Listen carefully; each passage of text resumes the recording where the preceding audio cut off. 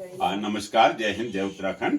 और आज 21 जून और आज हमारा बेटा सूरज प्रकाश बंदूनी यहाँ पे आ रखे हैं और मैं उनसे पूछना चाहता हूँ कि भाई आप जो अब गांव में अक्सर आते रहते हो तो इसका आपको क्या मतलब यहाँ पे आने से क्या अनुभूति होती है?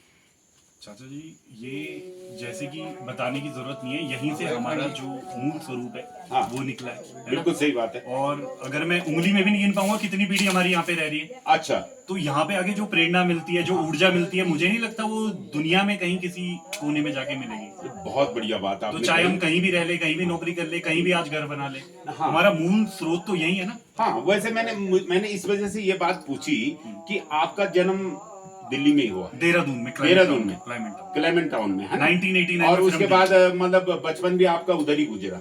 नहीं, 89 में हम दिल्ली आ गए थे। 89 में दिल्ली आ गए। दिल्ली में शिक्षा भी दिल्ली में हुई जी जी। और सारा कुछ मतलब आजकल मतलब जो भी है, तो मतलब आपने गांव मतलब कम देखा था मैं बचपन में?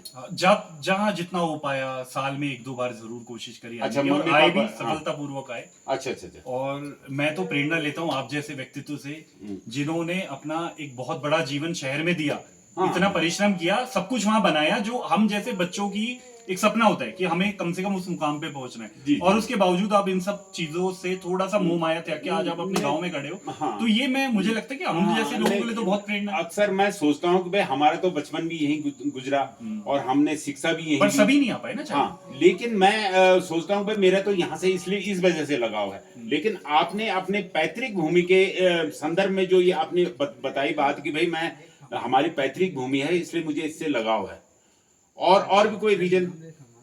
आप मानोगे नहीं, अगर आप में साथ में इस वीडियो में नहीं होता तो भी मैं पीठ पीछे ये बात बोलता हूँ कि एक प्रेरणा आप भी देते हो हमें।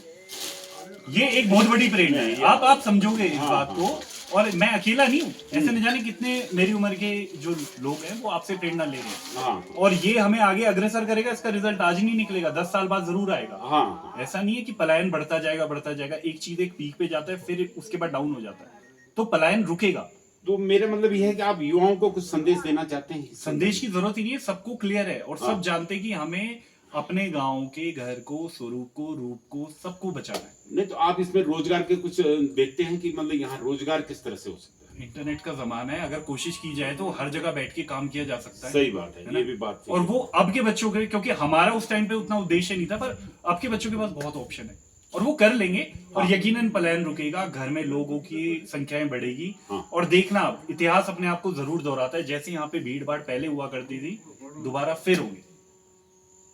चलो, आपके मुंह में घी शक्कर। और मेरी भी दिल से यही इच्छा है कि भाई हमारे जो यहाँ का उत्तराखंड में जो हमने बचपन में देखा है, घर गांव पूरे भरे पड़े रहते थे, वही चीज आज भी आगे भी हो, ऐसे हम कल्पना करते हैं और ऐसे आशा भी करते हैं। बिल्कुल बिल्कुल, सत्य को किसी के मुहर की जरूरत नहीं पड़ती। और आप यकीन मानो, यहाँ पे पलायन रुकेगा, जितना होना था हो गया। अब इससे ज्यादा क्या होगा? हाँ, इससे ज्यादा क्या होगा? अब रुक के अब यहाँ पे रिवर्स प्लान। यस, एग्जैक्टली, बिल्कुल डेफिनेटली होगा ये। अच्छा, आप देखना इस बात को और आप देखोगे इसका रिजल्ट। तो ये हमारे बेटा सूरज प्रकाश बंदूनी थे और ये अच्छी मल्टीनेशनल कंपनी में दिल्ली में जॉब कर रहे हैं। और इन्होंने जो पॉजिटिव ऊर्जा हमें भी दी है, तो उससे मुझे बड़ी खुशी हुई। और ऐसे ही मैं चाहता हूं कि हमारे युवा सारे इसमें इस बात को सोचें और इस बात को समझें और अपने गांव धरती से प्रेम करें। तो धन्यवाद, जय हिंद, जय उत्तराखंड।